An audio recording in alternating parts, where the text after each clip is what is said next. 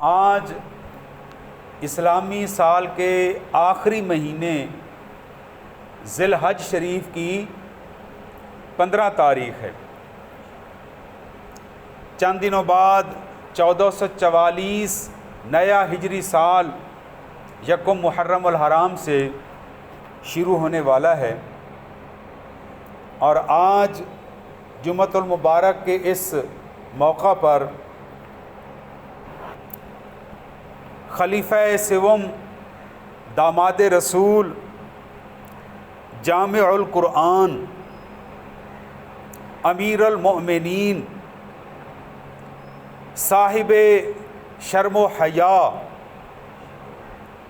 حضرت سیدنا عثمان غنی ذو النورین رضی اللہ تعالی عنہ کے فضائل اور مناقب بیان کیے جا رہے ہیں، کیونکہ 18 ذی الحج حضرت عثمان غنی کا یوم شہادت ہے۔ سن 35 ہجری 18 ذی الحج کو امیر المومنین حضرت عثمان غنی پر اس وقت قاتلانہ حملہ کیا گیا جب آپ اقتدار میں تھے، پوری حکومتی اور ریاستی طاقت آپ کے ہاتھوں میں تھی۔ اپنے گھر میں آپ اس وقت تلاوت قرآن کریم میں مصروف تھے، باغی دیوار پھلانگ کر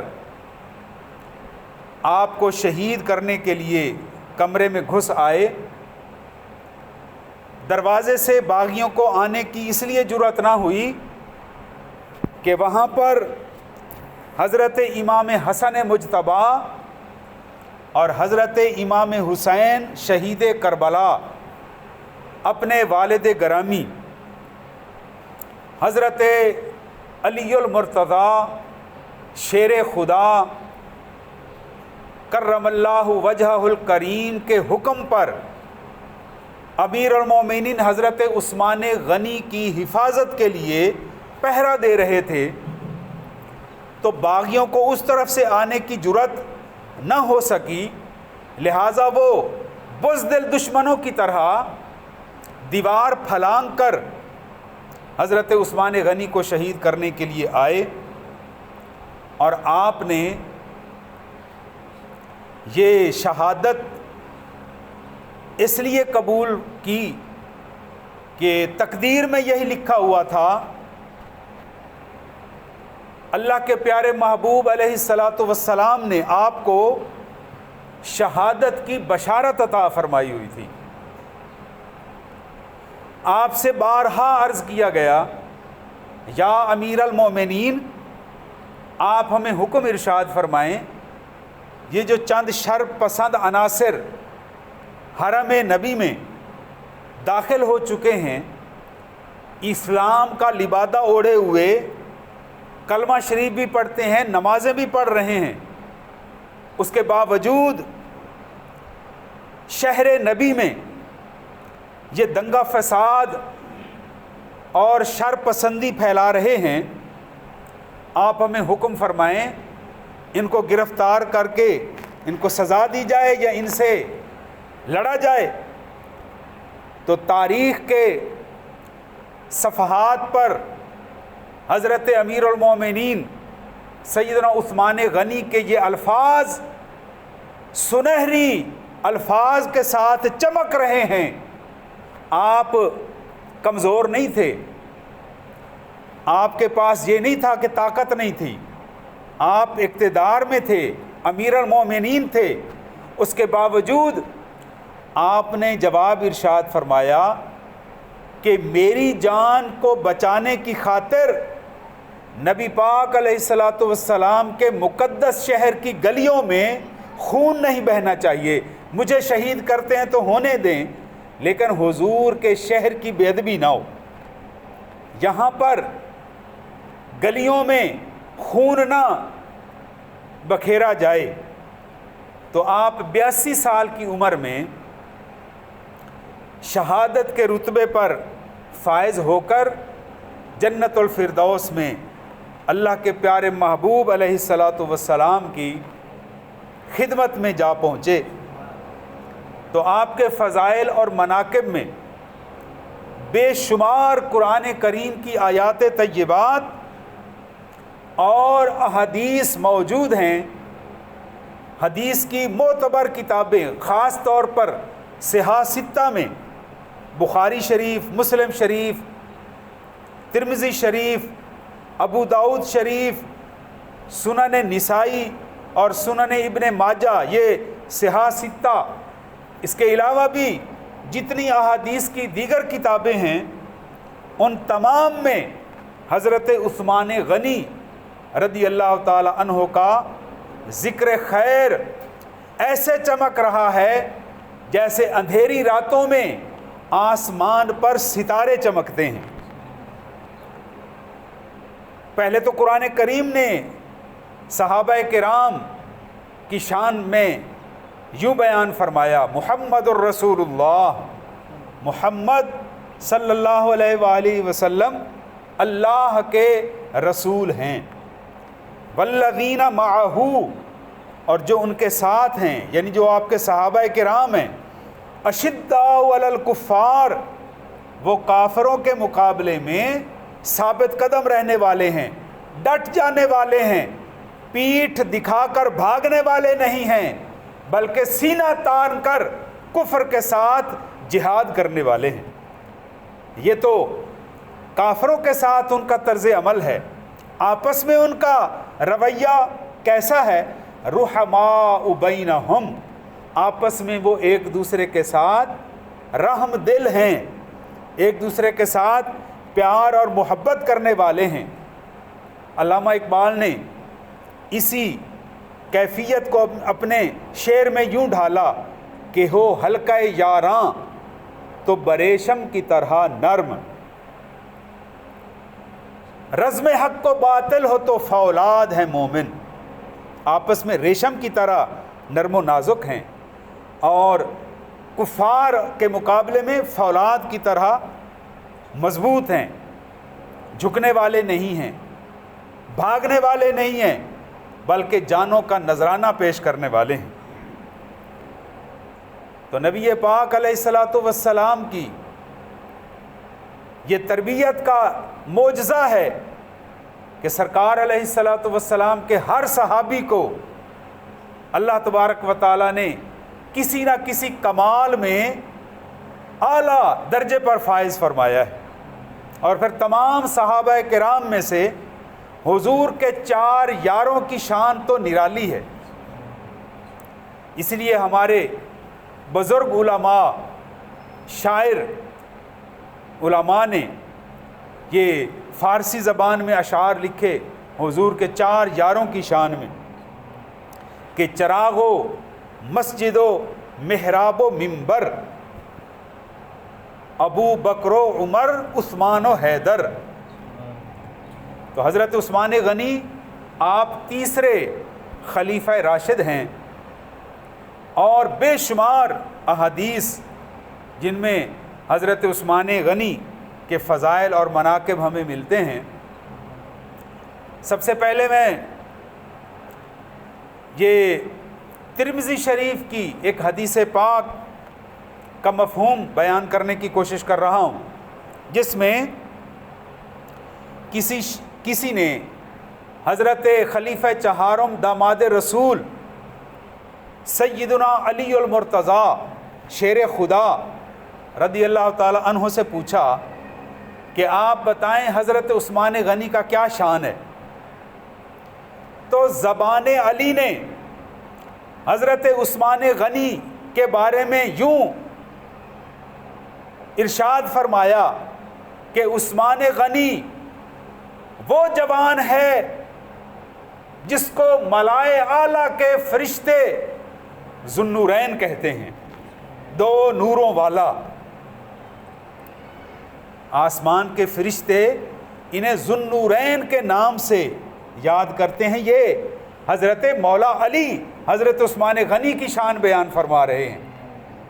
تو یہ روایت میں نے آپ کے سامنے اس لیے بیان کی کہ کچھ لوگ اس کوشش فضول میں لگے ہوئے ہیں کہ وہ یہ ثابت کرنے کی کوشش کرتے ہیں کہ صحابہ کرام کی آپس میں مخاصمت تھی یا وہ ایک دوسرے کے مخالف تھے. وہ قرآن پاک کا بھی انکار کر رہے ہیں اور نبی پاک علیہ السلام کی حدیث پاک سے بھی منہ موڑ رہے ہیں، جبکہ قرآن پاک فرما رہا ہے رحماء بینہم، وہ تو آپس میں ایک دوسرے کے ساتھ رحیم و کریم ہیں، ایک دوسرے کے ساتھ پیار اور محبت کرنے والے ہیں. یہ نبی پاک علیہ الصلاۃ والسلام کا تربیت کا اعجاز ہے. تو اگر کسی کامل استاد کی آپ بے شک تعریف کرتے رہیں لیکن اس کے شاگردوں کے اندر عیب نکالتے رہیں تو نتیجہ کیا نکلے گا؟ استاد کی بے ادبی ہوگی کہ استاد صاحب نے اپنے شاگردوں کی صحیح تربیت ہی نہیں کی. تو جو کوئی حضور کے صحابہ کرام میں سے کسی ایک کی شان میں گستاخی اور بے ادبی کرتا ہے تو وہ یہ سمجھ لے کہ وہ نبی پاک علیہ الصلاۃ والسلام کی تربیت پر اعتراض کر رہا ہے. اور نبی پاک علیہ الصلاۃ والسلام تو وہ معلم اخلاق ہیں کہ سرکار نے خود فرمایا کہ بعثت لأتمم باخلاق، کہ مجھے اخلاق حسنہ کی تکمیل کے لیے مبعوث فرمایا گیا.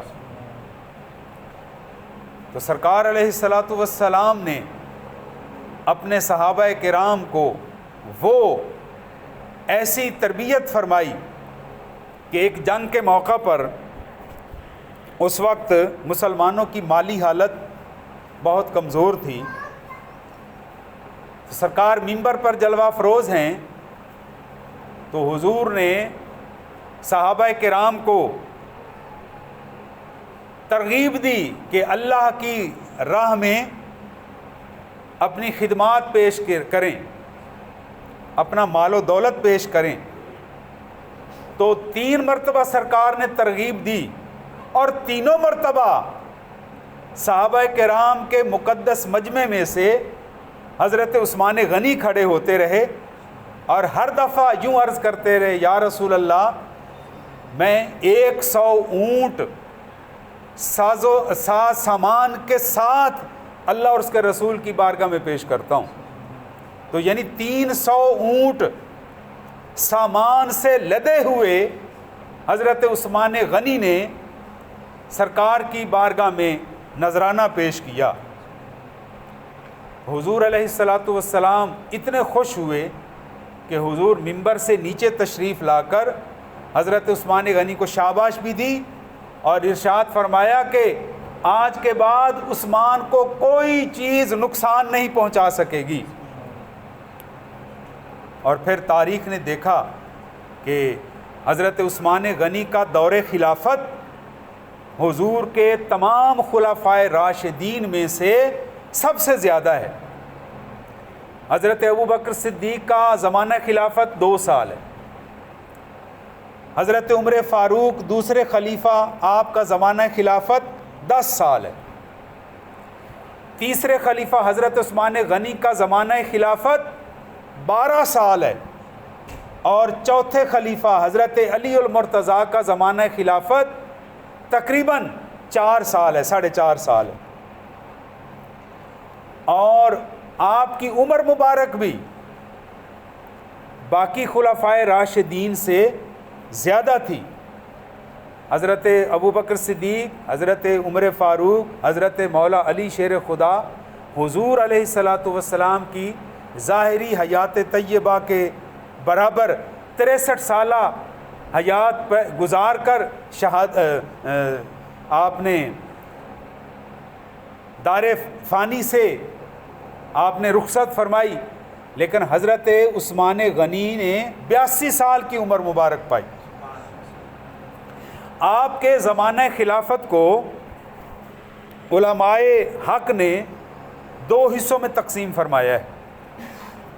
پہلے 6 سال کا عرصہ بہت ہی امن و سکون کے ساتھ گزرا، اور اسلامی فوجیں ادھر بر اعظم ایشیا کے آخر تک پہنچی، مغرب میں، شمال و جنوب میں اسلامی سرحدیں پھیلتی گئیں، اور نئے نئے قبیلے، نئے نئی اقوام اسلام میں داخل ہوتے گئے۔ تو جو نئے نئے لوگ مسلمان ہوئے، زمینی دوری کی وجہ سے ان تک صحابہ کرام نے قرآن و حدیث کا پیغام پہنچایا تو صحیح، لیکن ان کو زیادہ تربیت کی ضرورت تھی۔ جو لوگ نئے مسلمان ہوئے انہیں قرآن کریم کا پیغام لینے کے لیے مسلسل تربیت کی اور معلم کی ضرورت تھی۔ تو حضرت عثمان غنی رضی اللہ تعالی عنہ تک حضرت حذیفہ نے یہ خط لکھ کر بھیجا کہ یا امیر المومنین، نئے نئے لوگ اسلام میں داخل ہو رہے ہیں، اور اسلامی لشکر میں عرب کے مختلف قبائل کے فوجی مجاہد شامل ہیں۔ ہر مجاہد اپنے لہجے کے مطابق نئی اقوام کو، نئے لوگوں کو قرآن کریم کا سبق دے رہا ہے، لہٰذا تھوڑا بہت اختلاف پیدا ہو رہا ہے۔ کوئی قاری اس لفظ کو کسی اور طریقے سے پڑھتا ہے، دوسرا مسلمان مجاہد اسی لفظ کو کسی اور لہجے کے ساتھ پڑھتا ہے۔ اس طرح مسلمانوں کے اندر قرآن کریم پر اتحاد اور اتفاق نہیں ہو رہا۔ تو جب قرآن کریم کے پڑھنے میں سب کی زبانیں ایک طرح نہیں متحد ہو کر پڑھیں گی تو دل آپس میں کیسے ملیں گے؟ اس کا کوئی ازالہ کیا جائے، اس کا کوئی حل نکالا جائے۔ تو حضرت عثمان غنی رضی اللہ تعالیٰ عنہ تک جب یہ انتہائی ضروری اور اہم پیغام پہنچا تو آپ نے صحابہ کرام کا ایک بورڈ تشکیل دیا، اور ساتھ ہی یہ ارشاد فرمایا کہ قرآن کریم چونکہ حضرت جبریل امین نبی پاک علیہ السلام کے قلب اطہر پر قبیلہ قریش کے لہجے میں لے کر اترے، جو لہجہ قریش کا تھا۔ نبی پاک علیہ السلام بھی قریشی، ہاشمی، مطلبی ہیں، تو جو قریش کا لہجہ ہے قرآن کریم اسی میں نازل ہوا۔ لہٰذا آج کے بعد کوئی مسلمان جو کسی علاقے سے تعلق رکھتا ہو، جب وہ قرآن کریم کو پڑھے گا تو وہ اپنے اپنے لہجے میں نہیں اس کی تلاوت کرے گا، بلکہ جس لہجے میں قریش پڑھا کرتے ہیں اسی لہجے میں ہر مسلمان کو قرآن کریم پڑھنا پڑے گا۔ آپ نے قرآن پاک کے پھر کاتبین سے، کاتب کا معنی رائٹرز، لکھنے والے، قلم کے ساتھ، آج کل تو چھاپا خانہ ہے، اس وقت کاتبین قرآن کریم کو قلم کے ذریعے لکھا کرتے تھے۔ آپ نے اپنی نگرانی میں 5 نسخے قرآن کریم کے تیار کروائے، جو سارے کے سارے قریش کے لہجے پر لکھے گئے تھے، اور پھر وہ نسخے مختلف علاقوں میں، شمال، جنوب، مشرق، مغرب، جہاں جہاں مسلمان مجاہدین موجود تھے وہاں تک پہنچائے۔ پھر ان نسخوں کو دیکھ کر آگے نئے کاتبین نے قرآن کریم کو اور لکھا، پھر ان سے آگے بڑھتا گیا۔ اس لیے تاریخ میں حضرت عثمان غنی رضی اللہ تعالی عنہ کو جامع القرآن کہا جاتا ہے۔ جامع کا معنی جمع کرنے والا۔ جامع القرآن کا کیا مطلب ہے؟ کہ قرآن کریم کی تلاوت کے لیے تمام دنیا کے مسلمانوں کو ایک ہی لہجے پر جمع کرنے والے کو جامع القرآن کہا جاتا ہے۔ اور یہ اعزاز حضرت عثمان غنی کے حصے میں آیا کہ آپ کو، اس لیے ہم خطبوں میں بھی جامع القرآن آپ کا لقب یاد کرتے رہتے ہیں۔ تو یہ آپ کا امت مسلمہ پر بہت بڑا احسان ہے کہ دیکھیں آج بھی جو قرآن کریم جس کی ہم زیارت کرتے ہیں، تلاوت کرتے ہیں، کوئی پشتو بولنے والا ہوگا تب بھی وہ قرآن کریم کو اسی طرح پڑھے گا جس طرح میں اور آپ پڑھتے ہیں۔ عرب کے رہنے والوں کی طرح کوئی اگر امریکہ میں انگلش بولنے والا ہے تو وہ بھی قرآن کریم کو اسی لہجے میں پڑھے گا جو لہجہ قریش کا تھا۔ تو یہ حضرت عثمان غنی رضی اللہ تعالی عنہ کا یہ آپ کی کرامت سمجھیں اور آپ کا یہ بہت بڑا کارنامہ سمجھیں کہ آپ نے پوری امت مسلمہ کو ایک قرآن پر جمع فرما دیا، اور آپ کی مظلومیت بھی بڑی دل خراش ہے، آنکھوں سے آنسو رواں ہو جاتے ہیں کہ حضرت عثمان غنی کو 40 دن تک اس کنویں کا پانی نہیں پینے دیا گیا جو آپ نے اپنی جیب سے خرید کر مسلمانوں کے لیے وقف کر دیا تھا۔ اور آپ کمزور نہیں تھے، اگر آپ چاہتے تو تمام شر پسندوں کا خاتمہ کروا سکتے تھے، لیکن آپ نے اللہ کی تقدیر پر سر جھکایا اور شہادت کی موت کو پسند فرماتے ہوئے آپ نے شہادت کا جام پیا اور جنت الفردوس میں اعلیٰ سے اعلیٰ مقام پر فائز فرمائے گئے۔ اور آپ کا ایک اللہ سے خوف خدا کا ایک روایت آپ کے سامنے بیان کرتے ہیں۔ آج ہم کتنے بے خوف ہو گئے، کسی کو اللہ کا خوف یاد دلائیں تو وہ ٹس سے مس ہی نہیں ہوتا۔ تو حضرت عثمان غنی جب بھی جنت البقیع کے قبرستان میں جایا کرتے تھے تو ایک قبر کے سرانے آپ کھڑے ہو کر اتنا روئے کہ آپ کی آنکھوں سے بہنے والے آنسوؤں سے آپ کی داڑھی مبارک بھیگ گئی۔ لوگوں نے عرض کیا حضور آپ تو عشرہ مبشرہ میں داخل ہیں، آپ کو تو اللہ کے پیارے محبوب نے دنیا میں جنت کی بشارت دے دی ہے، پھر آپ کیوں اتنا رو رہے ہیں؟ تو آپ نے ارشاد فرمایا کہ عالم آخرت کی پہلی منزل قبر ہے، اگر بندہ قبر میں کامیاب ہو جائے تو آگے انعامات کے انعامات پڑے ہیں، اور خدا نہ خواستہ اگر قبر میں سوال و جواب میں بندہ پھنس جائے تو اگلی منزلیں تو اور بڑی مشکل ہیں۔ تو قبر ایک ایسی جگہ ہے جس کو دیکھ کر بندہ کانپ جاتا ہے۔ اللہ تعالی ہمیں بھی موت سے ڈرنے کی اور موت کے لیے تیار رہنے کی توفیق عطا فرمائے اور دنیا کے لالچ سے بچائے۔ وما علینا الا البلاغ المبین۔